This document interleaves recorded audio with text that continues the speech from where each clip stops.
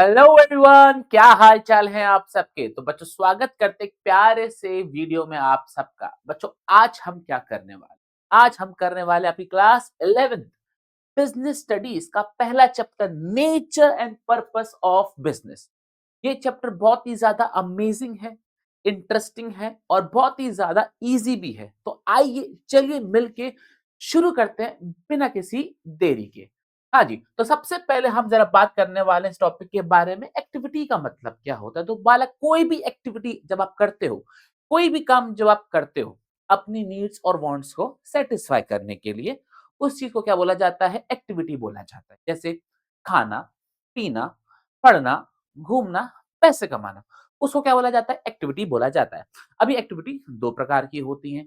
एक होती है हमारे पास इकोनॉमिक एक्टिविटी, दूसरी होती है हमारे पास नॉन इकोनॉमिक एक्टिविटी। वो एक्टिविटी जिससे पैसा आता है, जिससे घर चलता है, जिससे आपकी फीस जाती है, जिससे आपकी इंटरनेट जाती है, जिसके संग आप बाबू सोना के संग डेट पे जाते हो, वो एक्टिविटी कौन सी होती है हमारे पास, इकोनॉमिक एक्टिविटी होती है। और वो एक्टिविटी जो मन से करी जाती है, दिल से करी जाती है, प्यार के लिए की जाती है, देशभक्ति के लिए की जाती है, रिस्पेक्ट के लिए की जाती है, ऐसी एक्टिविटी को क्या बोला जाता है, नॉन इकोनॉमिक एक्टिविटी। मतलब ये इकोनॉमिक एक्टिविटी में मेन मोटिव होता है पैसा कमाना, और नॉन इकोनॉमिक मोटिव में मेन जो हम क्यों करते हैं वो लव के खातिर, सिंपैथी, सेंटिमेंट्स, फीलिंग्स या फिर देशभक्ति, पैट्रियोटिज्म के लिए। ठीक है, तो ये होती है हमारे पास एक्टिविटीज। ऑब्वियस सी बात है, हम इस चैप्टर में क्या पढ़ने वाले हैं, इकोनॉमिक एक्टिविटीज के बारे में पढ़ने वाले हैं। आइए शुरू करते हैं। हाँ जी, इकोनॉमिक एक्टिविटी हमने बात करी किस चीज के लिए होता है, पैसा कमाने के लिए होता है। पैसा कमाने के जरिए तीन तरीके हैं। कौन कौन सा, या तो आप बिजनेस कर लो, या फिर आप प्रोफेशन में आ जाओ, या फिर आप क्या कर लो, एम्प्लॉयमेंट में चले जाओ। या तो आप खुद का बिजनेस चालू कर लो, या किसी प्रोफेशन में आ जाओ, या एम्प्लॉयमेंट में आ जाओ। लेकिन सवाल ये है, तीनों में डिफरेंस क्या है। बिजनेस के बारे में तो चलो हम पूरा चैप्टर में ही पढ़ने वाले हैं। पहले हम बात करेंगे किसके बारे में, प्रोफेशन के बारे में, और फिर हम बात करेंगे एम्प्लॉयमेंट के बारे में। प्रोफेशन का मतलब क्या होता है, प्रोफेशन भी क्या है, इकोनॉमिक एक्टिविटी। बिजनेस भी क्या है, इकोनॉमिक एक्टिविटी। एम्प्लॉयमेंट भी क्या है, इकोनॉमिक एक्टिविटी। में मेन मोटिव क्या है, पैसा कमाना। लेकिन प्रोफेशन एक ऐसी इकोनॉमिक एक्टिविटी है जिसके अंदर कोई भी व्यक्ति अपनी स्पेशल नॉलेज, स्पेशल स्किल का यूज करके पैसा कमाता है। ऐसे प्रोफेशन को प्रोफेशनल बोला जाता है। क्या बोला मैंने फिर से, कोई भी व्यक्ति जो अपनी स्पेशल नॉलेज, स्पेशल स्किल को यूज करके पैसा कमाता है, उसे क्या बोला जाता है, प्रोफेशन बोला जाता है। जैसे लॉयर हो गया, लॉयर अपनी लॉ की नॉलेज देख के पैसा कमाता है। सीए अपनी अकाउंट्स, ऑडिट, टैक्स की नॉलेज देके पैसा कमाता है। डॉक्टर क्या करता है, मेडिसिन की नॉलेज देके पैसे कमाता है। तो ऐसे नॉलेजेबल पर्सन को क्या बोला जाता है, प्रोफेशनल बोला जाता है। और जो वो काम करते हैं, उस बिजनेस को, उस इकोनॉमिक एक्टिविटी को प्रोफेशन बोला जाता है। ठीक है, ओके। दूसरा जो हमारे पास आता है वो आता है एम्प्लॉयमेंट। एम्प्लॉयमेंट का मतलब यहां पर क्या होता है कि आप किसी के लिए काम कर रहे हो। क्या बोला मैंने, आप किसी के लिए काम कर रहे हो। और जब आप किसी के लिए काम करते हो, बदले में पैसा मिलता है, ऐसी ऑक्यूपेशन को, ऐसी इकोनॉमिक एक्टिविटी को क्या बोला जाता है, एम्प्लॉयमेंट बोला जाता है। और इसमें आपको बदले में क्या मिल जाता है, पैसा मिल जाता है। तो क्या आपने को समझ में आई, वेरी वेरी गुड। तो अभी तक हमने क्या पढ़ा, जरा बताना। एक्टिविटी दो प्रकार की होती है, economic, non economic. Economic activity further तीन पार्ट्स की होती है। कौन कौन सी, बिजनेस, प्रोफेशन और एम्प्लॉयमेंट। आओ जरा आगे बात करते हैं। अब हम मुद्दे की बात करेंगे, मतलब इस चैप्टर की बात करेंगे, दैट इज बिजनेस। आओ बात करते हैं। बिजनेस का मतलब क्या है, वही है जो आप सोच रहे हो, सच में वही है।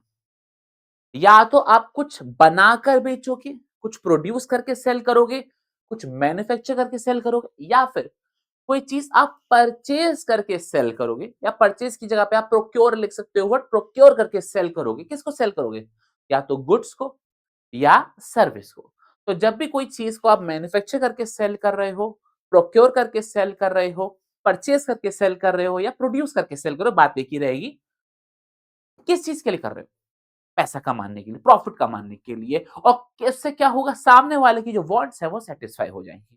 तो बिजनेस का मतलब क्या है, कोई भी चीज प्रोड्यूस करके बेचना, या फिर प्रोक्योर करके बेचना। किसको बेचना, गुड्स और सर्विस को, प्रॉफिट मोटिव के लिए, जिससे सामने वाले की नीड्स एंड वांट सेटिस्फाई हो जाए। ऐसी चीज को क्या बोला जाता है? बिजनेस बोला जाता है। तो एक बार सर आप डेफिनेशन चाहो तो रीड कर लो। डेफिनेशन क्या है? बिजनेस क्या है? एक इकोनॉमिक एक्टिविटी है जिसके अंदर या तो आप प्रोडक्शन करोगे या परचेस करोगे और फिर उसको सेल करोगे। सेल किसको करोगे? गुड्स और सर्विस को करोगे। किस चीज के लिए? प्रॉफिट मोटिव के लिए करोगे, है कि नहीं? जिससे आप सोसाइटी की नीड्स एंड वांट्स को क्या कर सको? सेटिस्फाई कर सको। ये बहुत बेसिक सी बात है। आई होप अपने को ये क्लैरिटी आ गई होगी। अब कैसे पता चलेगा कि बिजनेस हो रहा है? मतलब मैं कोई काम कर रहा हूं तो क्या आप देख के आइडेंटिफाई कर सकते हो बिजनेस कर रहा हूं कि नहीं कर रहा हूं? आप देख के बता सकते हो कि मैं रेगुलर वीडियोस डाल रहा हूं, मैं पढ़ा रहा हूं, मैं काम पर जा रहा हूं, तो पता लग जाएगा, है कि नहीं? दिखता है। तो चलिए आइए बात करते हैं कैरेक्टरिस्टिक्स ऑफ बिजनेस की। पहले बात, टोटल कितनी कैरेक्टरिस्टिक्स है? 7 कैरेक्टरिस्टिक्स है। 7 कितनी? 7। अब एक एक करके डिटेल में डिस्कस करेंगे। एग्जाम में हेडिंग लिख कर आना और अंदर का कंटेंट अपने आप बना के लिख देना। जो मैं आपको बताऊंगा आपको पूरे मार्क्स मिलेंगे। आओ जरा देखते हैं। हाँ जी। तो सबसे पहले बालक जो हमारे पास कैरेक्टरिस्टिक्स आ रही है, ये क्या होनी चाहिए? इकोनॉमिक एक्टिविटी होनी चाहिए भाई। बिजनेस का मतलब ही क्या है? Economic activity. आप ये क्यों कर रहे हो? प्रॉफिट कमाने के लिए करो। चाहे आप बड़े लेवल पे बिजनेस करो, चाहे आप छोटे लेवल पे बिजनेस करो। जब तक आप इकोनॉमिक एक्टिविटी नहीं करोगे, जब तक आप ये पैसा कमाने के लिए नहीं करोगे, इसको हम बिजनेस नहीं बोलेंगे। वरना इसको हम नॉन इकोनॉमिक एक्टिविटी बोल देंगे, जो आप समाज सेवा टाइप कर रहे हो। तो it should be a economic activity. मतलब आपका मेन पर्पस अर्निंग होना चाहिए। दूसरा हमारे पास क्या आता है? Production and procurement of goods and service. मतलब ये बनाओगे या खरीदोगे? या तो आप बनाओगे गुड्स एंड सर्विसेज या खरीद के लाओगे गुड्स एंड सर्विसेज। क्या करने के लिए? आगे बेचने के लिए। ठीक है, वही बात यहां पर लिखी हुई है। या तो आप मैन्युफैक्चर करोगे, या तो आप मैन्युफैक्चर करोगे, या आप कहीं से एक्वायर करके लेकर आओगे। क्यों? जिससे आप उसको आगे बेच सको। अब सवाल आता है गुड्स और सर्विस क्या होती है? तो गुड्स का मतलब होता है सामान। Consumer goods, capital goods. Consumer goods का मतलब होता है जो सामान घरों में आता है उसको कंज्यूमर गुड बोला जाता है। और एक होता है कैपिटल गुड। कैपिटल गुड का मतलब होता है जो सामान बिजनेसेस यूज करते हैं, जैसे मशीन्स। मशीन कोई बनाता होगा, उसको सेल कर रहा है। हम मान के चलो फैक्ट्री वाले हैं, हम उसको खरीद के लेकर आ रहे हैं। तो हम भी क्या करने के लिए आ रहे हैं? यूज करने के लिए लेकर आ रहे हैं। किस चीज के लिए? आगे फर्दर प्रोडक्शन करने के लिए। तो कोई भी सामान जो फैक्ट्रियों में जाता है यूज होने के लिए, उसको कैपिटल गुड बोला जाता है। और सर्विस, सर्विस का मतलब होता है फैसिलिटी। मैं आपको फैसिलिटी दे रहा हूँ, मैं आपको पढ़ा रहा हूँ। ये क्या है? सर्विस दे रहा हूँ। मैं आपको कुछ सामान बेच रहा हूँ क्या? नहीं, मैं आपको फैसिलिटी दे रहा हूँ, मैं आपको पढ़ा रहा हूँ। It's also a service. Clear? Okay. तो पहला हो गया हमारे पास economic activity.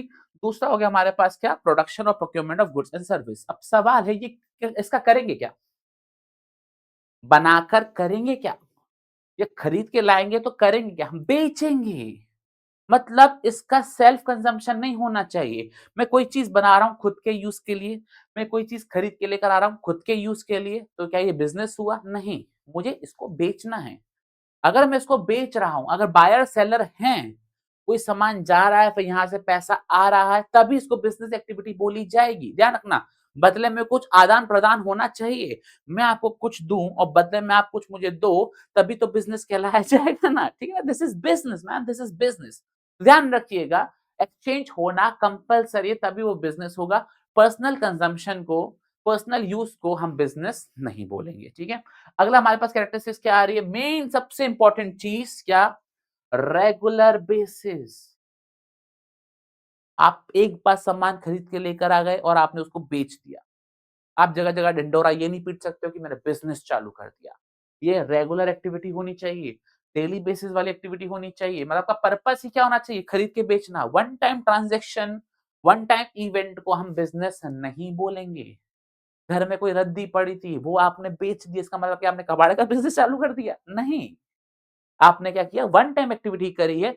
This is only a one time transaction, this is not a business. तो ध्यान रखना, बिजनेस करने के लिए रेगुलर एक्टिविटी होना जरूरी है। अगला हमारा मेन मोटिव क्या हो रहा है? प्रॉफिट मोटिव अर्निंग होना चाहिए। ध्यान रखना, इकोनॉमिक एक्टिविटी पैसा कमाने की एक्टिविटी होती है और यहाँ पे मेन मोटिव प्रॉफिट होना चाहिए, समाज सेवा नहीं होना चाहिए। ध्यान रखिएगा, मेन मोटिव क्या होना चाहिए? प्रॉफिट अर्निंग का ही होना चाहिए, तो ही बात बनेगी, अदरवाइज बात नहीं बनेगी। ठीक है, अगला हमारे पास क्या आ रहा है? Uncertainty of return. इसका मतलब क्या है? तो ध्यान रखिएगा, अनसर्टेनिटी ऑफ रिटर्न का मतलब होता है कि आप पैसा कमाओगे, कितना कमाओगे नहीं पता। क्या प्रॉफिट होगा कि भी नहीं होगा? ये भी कंफर्म नहीं है। क्या लॉस हो सकता है? हाँ, ये भी हो सकता है। तो ध्यान रखिएगा, अनसर्टेनिटी ऑफ रिटर्न का मतलब क्या है? आप कितना पैसा कमाओगे, वो नहीं पता और शायद कम कमाओ या लॉस भी पॉसिबल है। इसको बोला जाता है अनसर्टेनिटी ऑफ रिटर्न। मतलब ये बिज़नेस की कैरेक्टरिस्टिक्स है। मतलब बिज़नेस करोगे तो आप सामने वाले को बोलोगे ना, भाई कोई गारंटी नहीं है, पैसा कमाओ ना कमाओ। मेहनत ज़रूर लगेगी, पैसा ज़रूर लगेगा, लेकिन कमाओगे नहीं कमाओगे ये कन्फर्म नहीं है। चलो आगे बात करते हैं। आगे हमारे पास क्या आ रहा है? Element of risk. रिस्क का मतलब हमेशा ही क्या होता है? नुकसान। कहते हैं भाई इस काम में रिस्क बहुत है। मतलब ये आप ये कहना चाह रहे हैं इस काम में नुकसान हो सकता है। ध्यान रखना, आप ये नहीं कह रहे हो नुकसान होगा, क्योंकि वो अनसर्टेन है, पैसा आएगा नहीं आएगा, लेकिन इसमें क्या है? नुकसान हो सकता है। There is a risk.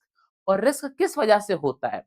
सब कुछ अच्छा हो उस वजह से होता है, या कुछ खराब हो सकता है उस वजह से होता है?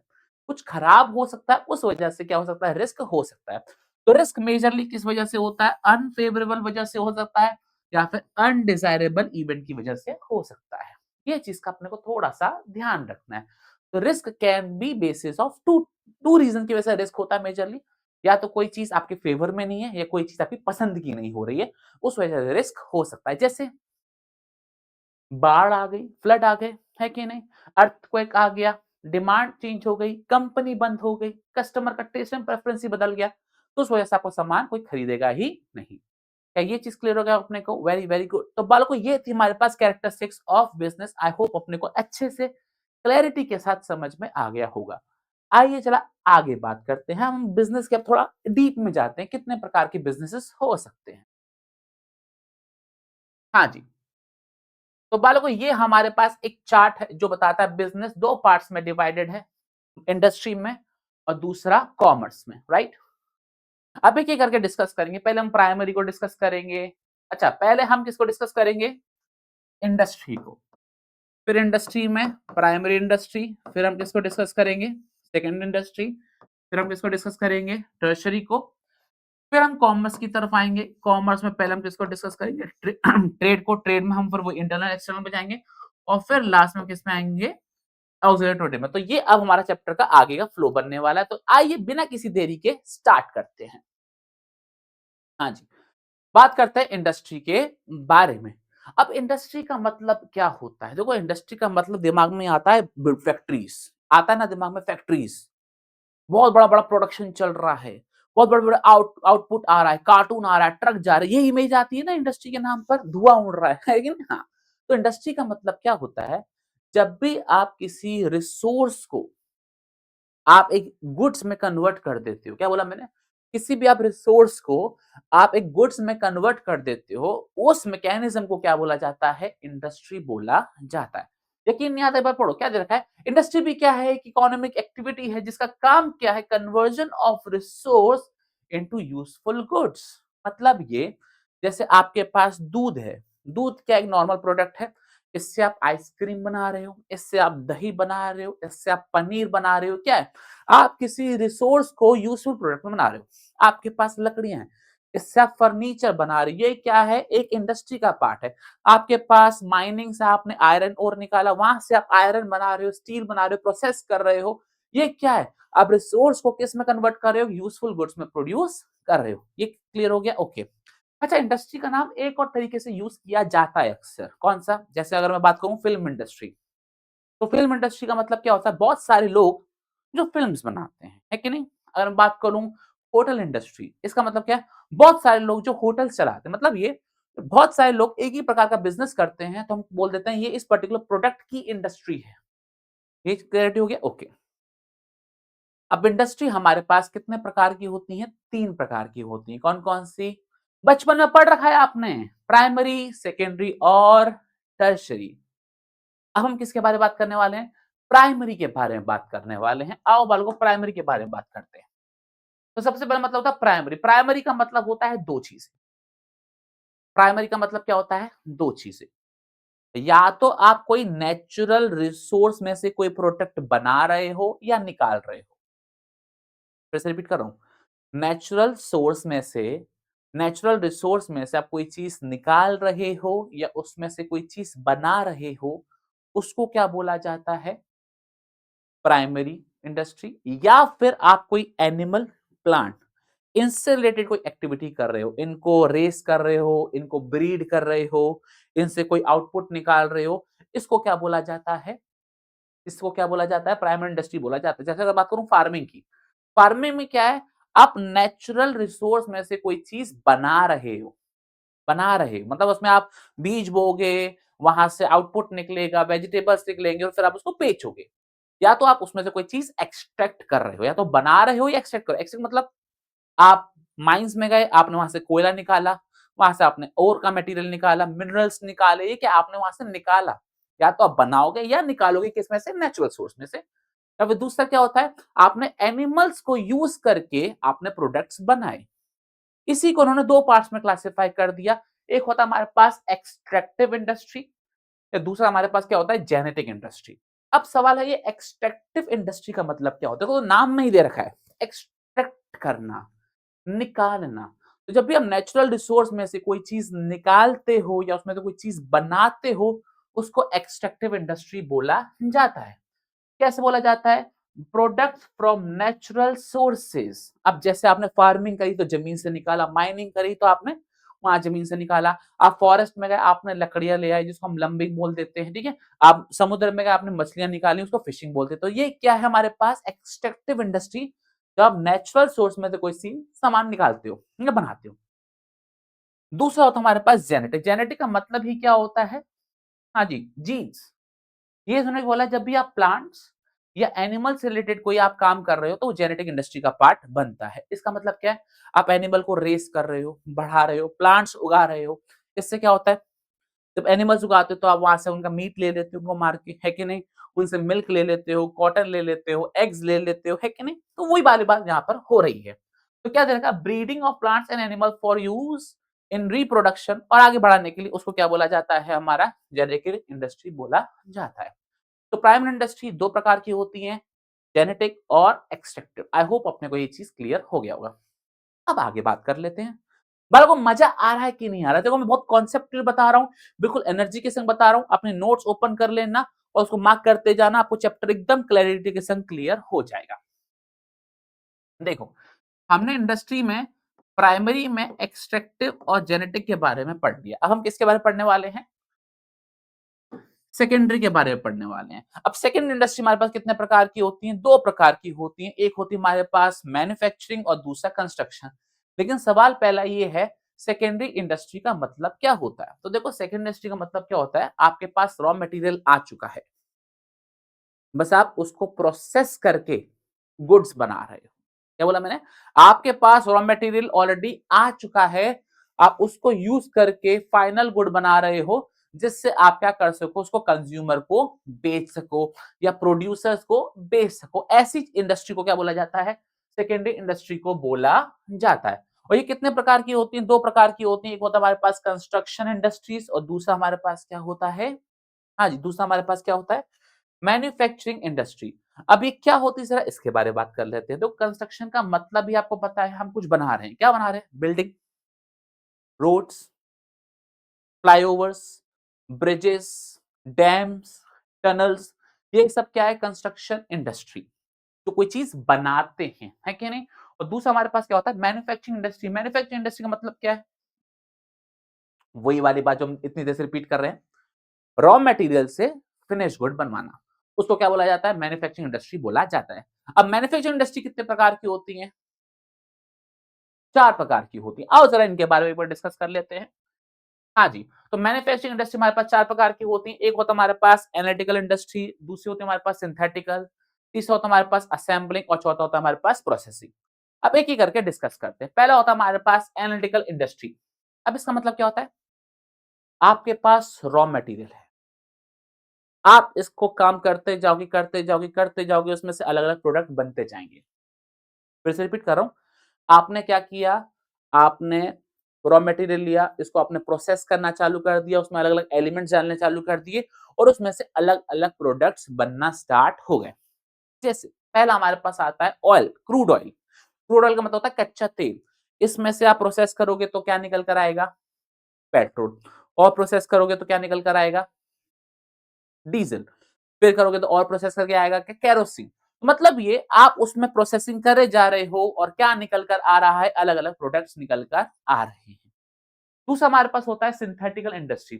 सिंथेटिकल इंडस्ट्री का मतलब क्या होता है, जब आप अलग-अलग इंग्रीडिएंट्स, अलग-अलग मटेरियल को यूज करके अलग-अलग प्रोडक्ट बनाते हो, उसको क्या बोला जाता है, सिंथेटिकल इंडस्ट्री बोला जाता है। जैसे सीमेंट, सीमेंट कैसे बनता है? केमिकल डालते हो, मिट्टी डालते हो, उससे बनता है। प्लास्टिक कैसे बनता है? अगेन प्लास्टिक के पार्टिकल्स होते हैं, उसमें केमिकल डालते हैं, उससे बनता है। शूज़ कैसे बनता है? शूज़ कैसे बनता है? उसमें रबर डलती है, केमिकल डलता है, तो शूज़ बनते हैं। तो वो होती है हमारे पास कौन-सी इंडस्ट्री? Synthetical industry. तीसरी होती है हमारे पास असेंबलिंग इंडस्ट्री, ये तो बहुत फेमस है, असेंबलिंग। असेंबलिंग का मतलब क्या होता है?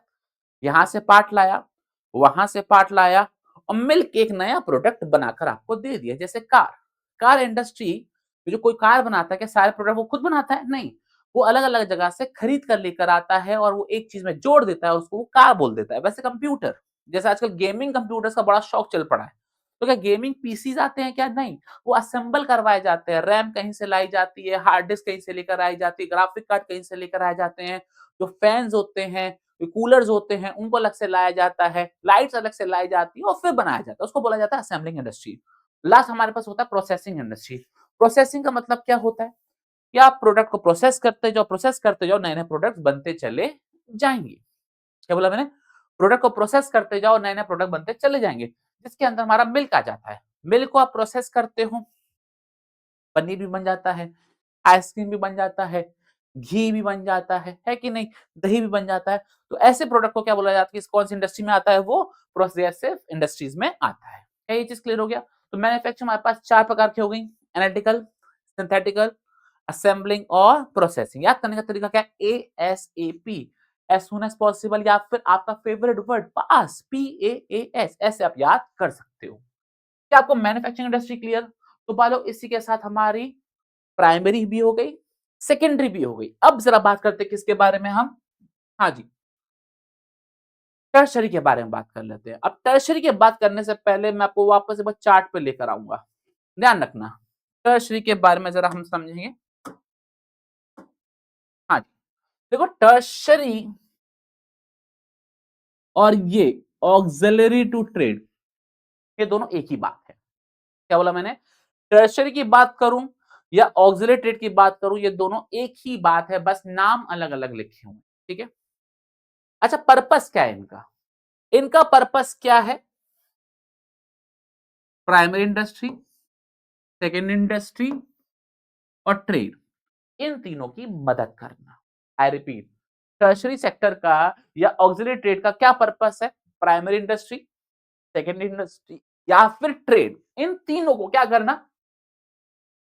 मदद करना, हेल्प करना, असिस्ट करना, फर्दर बिजनेस करने के लिए, इसके लिए यूज किया जाता है किसका? टर्शरी सेक्टर का। आओ जरा इसके बारे में हम बात करते हैं। हाँ जी, तो टर्शरी सेक्टर का मतलब क्या है? प्रोवाइडिंग सपोर्ट सर्विसेज, मतलब ये कि उनको बिजनेस करने के लिए जो भी चीज की रिक्वायरमेंट है वो हम प्रोवाइड करते हैं। किसको? टू प्राइमरी सेक्टर और to secondary sector as well as activities relating to trade. तो तीनों की मदद वो यहाँ पर करते हैं। अब इन्होंने इसके एग्जाम्पल दे रखे हैं, एग्जाम्पल को अभी हम होल्ड पर रखेंगे क्योंकि जब मैं आपको ऑक्सिलरी टू ट्रेड डिटेल में कराऊंगा तब ये सारे एग्जाम्पल्स कवर हो जाएंगे। ठीक है? हाँ, तो बालकों हमारा क्या कंप्लीट हो चुका है, जरा बताना। हमारा ये पूरा इंडस्ट्री वाला पार्ट कंप्लीट हो चुका है, जबकि इसमें पार्ट में क्लासिफाई था, 3 पार्ट्स में क्लासिफाई था, प्राइमरी, सेकेंडरी और टर्शरी। प्राइमरी में 2 होती हैं, जेनेटिक और एक्सट्रैक्टिव। सेकेंडरी में 2 होती हैं, कंस्ट्रक्शन, मैन्युफैक्चरिंग। मैन्युफैक्चरिंग में 4 होती हैं, एनालिटिकल, प्रोसेसिंग, सिंथेटिकल और असेंबलिंग। ठीक है? इसके बाद हमारे पास टर्शरी आता है। यहां तक क्लियर हो गया? क्या आप इमेजिन कर पा रहे हो हमने सब कुछ कवर कर लिया है? Very very good. अब बात करते हैं किसके बारे में? कॉमर्स के बारे में बात करते हैं। कॉमर्स 2 प्रकार का होता है। हाँ जी, कॉमर्स कितने प्रकार का होता है? हमारे पास 2 प्रकार का होता है, जिसमें पहला क्या आता है हमारे पास? ट्रेड, और दूसरा हमारे पास क्या आता है? Auxiliary to trade. अब बात करते हैं सब किसके बारे में? हम ट्रेड के बारे में बात करते हैं। ट्रेड का मतलब क्या होता है? बालकों ये तो आप भली-भांति जानते हो, ट्रेड का मतलब क्या होता है? खरीद कर बेचना। हम बना नहीं रहे हैं, हम सामान खरीद कर लेकर आएँगे और उसको आगे बेच देंगे। ऐसे बिज़नेस को क्या बोला जाता है? ट्रेड बोला जाता है। ये बात अपने को समझ में आई? बहुत बढ़िया। अब ट्रेड कितने प्रकार का होता है? ट्रेड 2 प्रकार का होता है। एक होता है इंटरनल ट्रेड और एक होता है हमारे पास एक्सटर्नल ट्रेड। नाम में ही कहानी छुपी हुई है। इंटरनल ट्रेड का मतलब होता है जो हमारी भारत की धरती पे हो रहा है। हम भारत की धरती में खरीदते हैं, भारत की धरती में ही हम उसे बेच देते हैं। ऐसे बिज़नेस को क्या बोला जाता है? इंटरनल ट्रेड बोला जाता है, डोमेस्टिक ट्रेड बोला जाता है या फिर होम ट्रेड बोला जाता है। ये क्लियर हो गया? अब ये भी 2 प्रकार का होता है। एक होता है हमारे पास होलसेल ट्रेड और एक होता है हमारे पास रिटेल ट्रेड और ये तो आपको पता ही है होलसेल और रिटेल क्या होता है। जब आप बहुत ज़्यादा क्वांटिटी में सामान खरीदते हो, सस्ते दामों पे और फिर उसको छोटे-छोटे दामों पर क्या कर देते हो, आगे बेच देते हो, उसे क्या बोला जाता है? होलसेल ट्रेड बोला जाता है।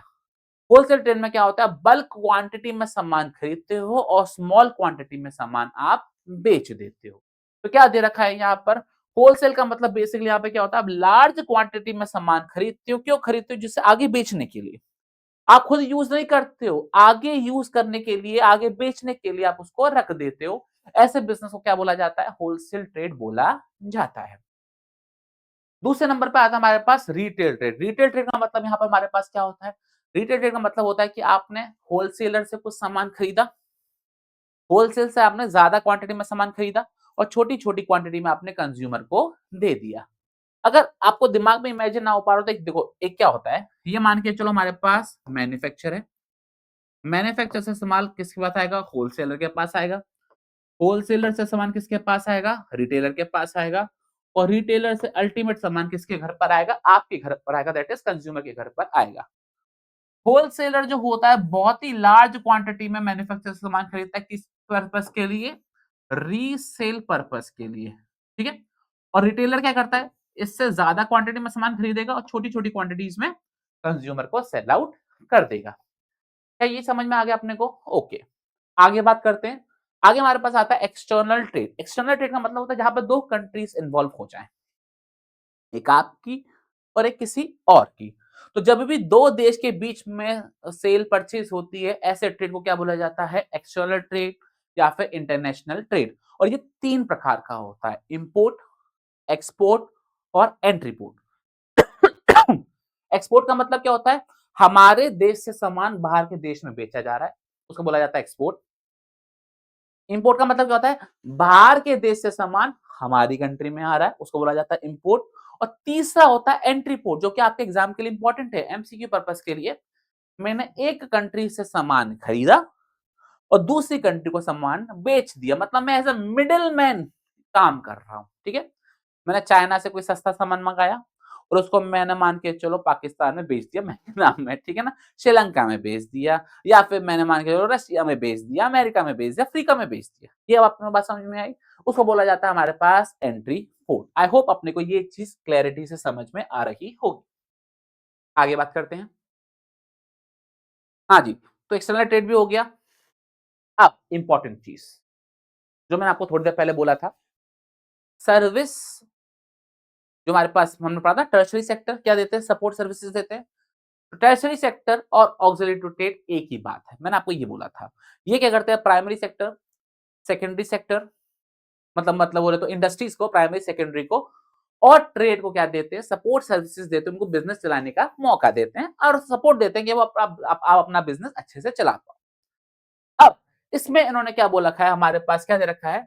Activities which are meant for assisting trade, मतलब हेल्प करने के लिए जो हम एक्टिविटीज करते हैं उसको बोला जाता है ऑक्सिलरी टू ट्रेड। और ये एक्टिविटीज जो होती हैं उनको मदद करती हैं काम करने के लिए। हमारे पास अलग-अलग प्रकार की होती है। याद करने का तरीका क्या है हमारे पास? याद करने का तरीका क्या है हमारे पास? बिटवा। याद करने का तरीका क्या है? बिटवा। अरे बिटवा सुनो रे! बिटवा का मतलब बच्चा, बिटवा। बी का मतलब होता है हमारे पास बैंकिंग एंड फाइनेंस। आई का मतलब यहाँ पर हमारे पास क्या होता है? इंश्योरेंस। टी का मतलब यहाँ पर क्या होता है? Transport and communication. डब्ल्यू का मतलब यहाँ पर होता है हमारे पास वेयर हाउसिंग और ए का मतलब यहाँ पर क्या होता है हमारे पास? एडवर्टाइजिंग। तो ये याद करने का तरीका क्या है? बिटवा। अब एक-एक करके हम पांचों के बारे में बात कर लेते हैं। पहला आता है हमारे पास बैंकिंग एंड फाइनेंस। देखो आपको प्राइमरी इंडस्ट्री में काम करना हो, सेकेंडरी में करना हो या ट्रेड करना हो, आपको पैसा चाहिए। खुद का पैसा है तो वेल एंड गुड, नहीं है तो कौन मदद करेगा? बैंक्स मदद करेंगे, एनबीएफसी मदद करेंगे, फाइनेंशियल कॉर्पोरेशन मदद करेंगे। मतलब ये ऐसे ऑर्गेनाइजेशन है जो आपको सर्विस देते हैं, पैसा देते हैं कि आप पैसा यूज़ करो उनका और अपना बिज़नेस करो। तो ये होता है हमारे पास क्या? Banking and finance. दूसरा हमारे पास क्या आता है? इंश्योरेंस। भाई इंश्योरेंस में तो पूरा चैप्टर पढ़ाऊँगा मैं आपको। यहाँ पे तो सिर्फ 4 लाइनें लिखी हुई हैं।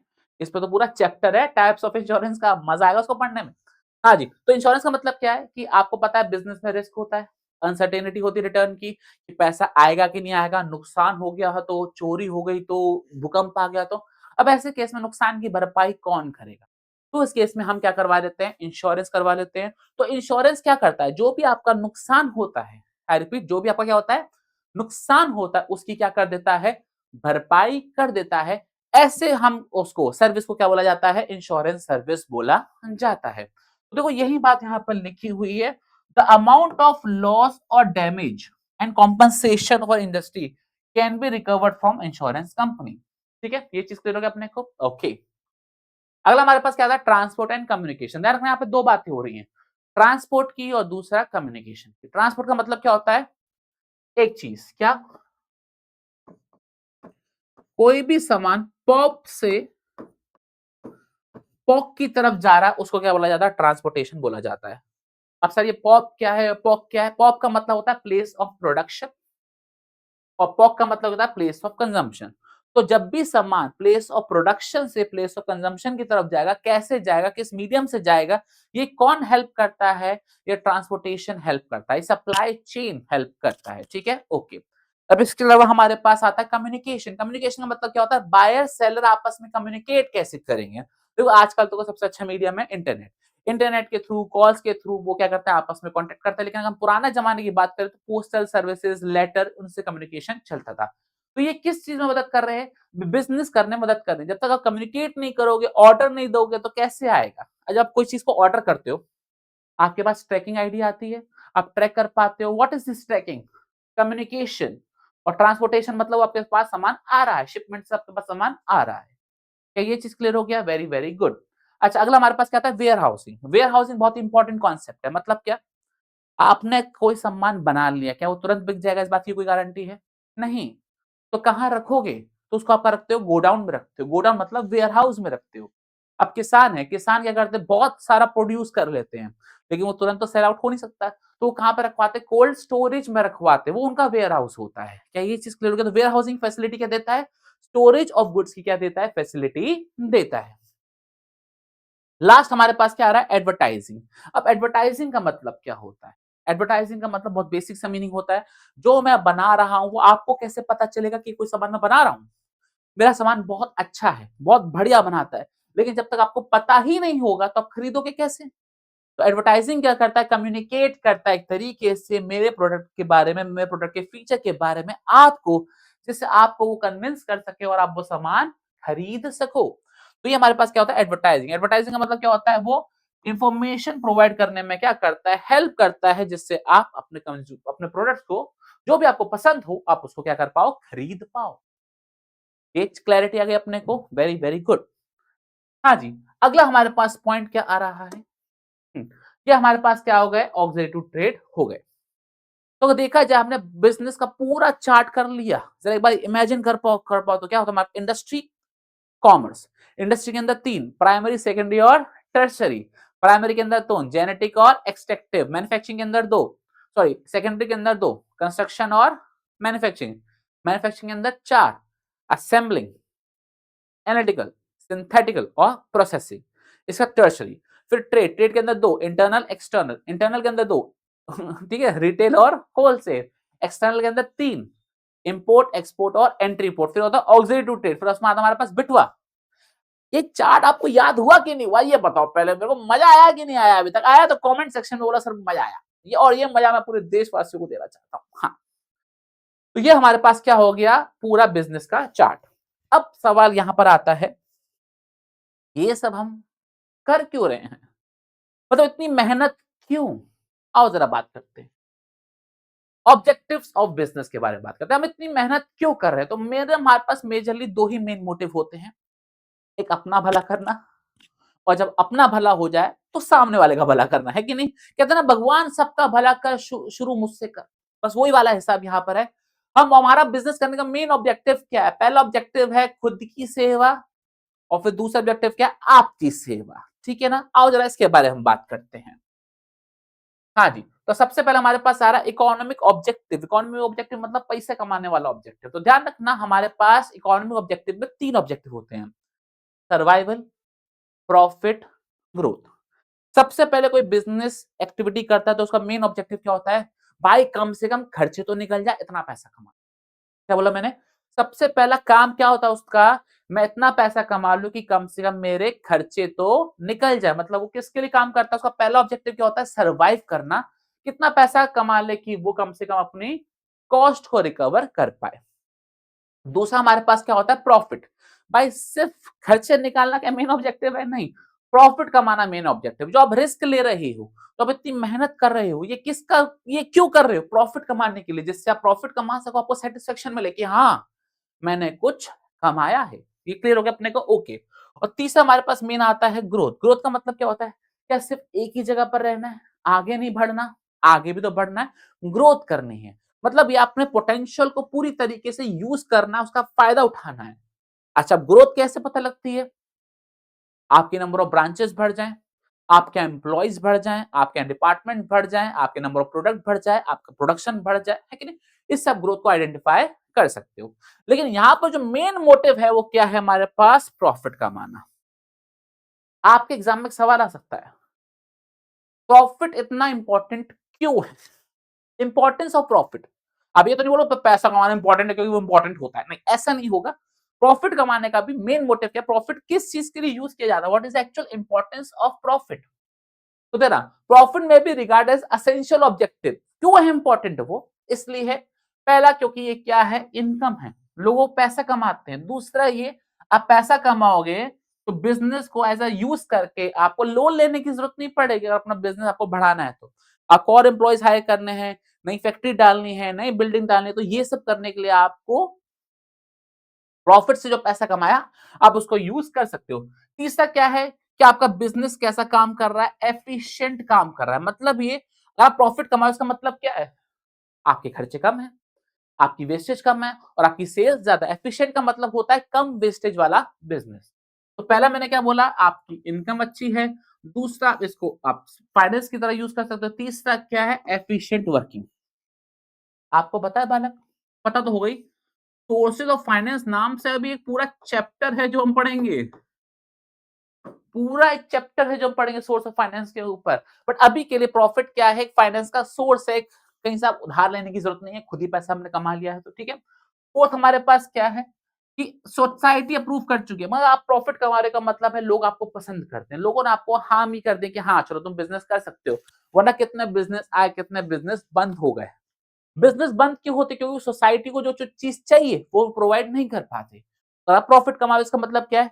आपने सोसाइटी वो चीज दे दी है जो आप प्रॉफिट उसका कमा सकते हो। और लास्ट हमारे पास क्या होता है? प्रॉफिट अगर कमा रहे हो तो आपकी रेपुटेशन क्या होती है? बिल्ड होती है कि हाँ ये बंदा कमाल का है, ये पैसा कमा रहा है, इसकी इज्जत होती है मार्केट में। ये बात अपने को समझ में आई? हाँ। तो पहला ऑब्जेक्टिव क्या था? खुद का भला करना, सर्वाइवल, प्रॉफिट और ग्रोथ। और दूसरा ऑब्जेक्टिव क्या होता है? हमारा भला हो गया, हम आपका भला करेंगे। अब आपका भला कैसे होता है? सोशल ऑब्जेक्टिव्स के थ्रू होता है। मतलब ये, इसके अंदर हम सोसाइटी के लिए बेनिफिट्स बनाएंगे।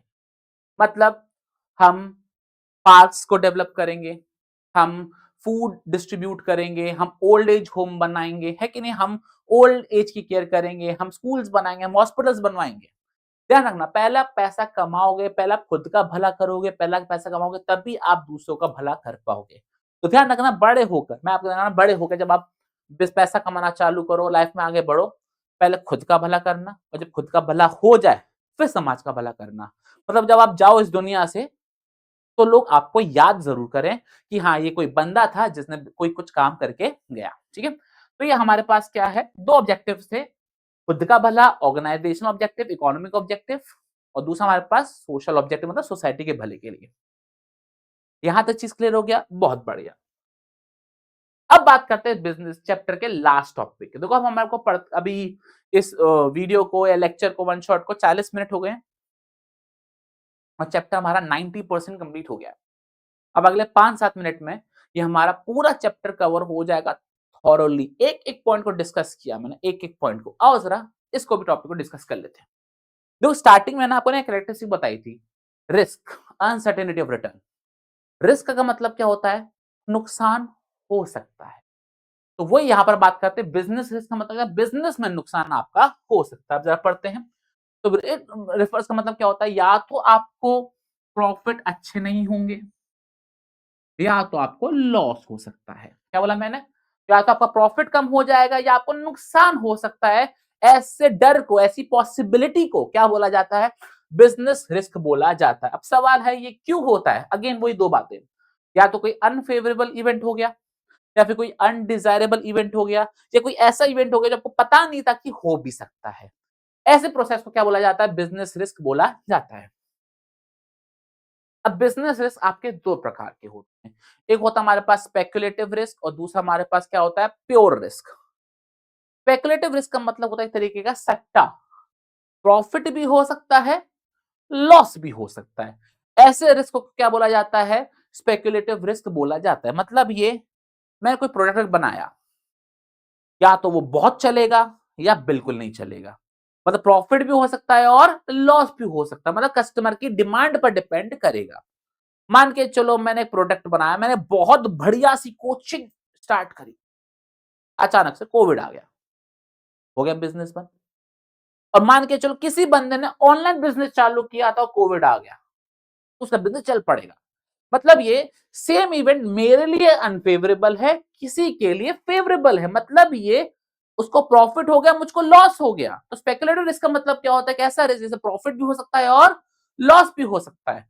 और दूसरा टाइप का रिस्क होता है हमारे पास प्योर रिस्क। प्योर रिस्क का मतलब होगा या तो नुकसान होगा या कुछ नहीं होगा, प्रॉफिट तो नहीं होगा। या तो नुकसान होगा या नुकसान नहीं होगा। जैसे चोरी, अगर चोरी हुई तो नुकसान होगा, चोरी नहीं हुई तो नुकसान नहीं होगा। प्रॉफिट की कोई गारंटी नहीं, कोई चोर आएगा तो ऐसा नहीं ले इसका सामान मैं रख जाता हूं और ऐसा तो होगा नहीं। प्योर इसका मतलब होता है तो लॉस होगा या कुछ नहीं होगा। लेकिन स्पेकुलेट में क्या, प्रॉफिट भी हो सकता है और लॉस भी हो सकता है। क्लियर? ओके। अब जरा आगे बात करते हैं कैरेक्टरिस्टिक्स ऑफ या नेचर ऑफ बिजनेस रिस्क के बारे में बात करते हैं। अब ये होता क्यों है?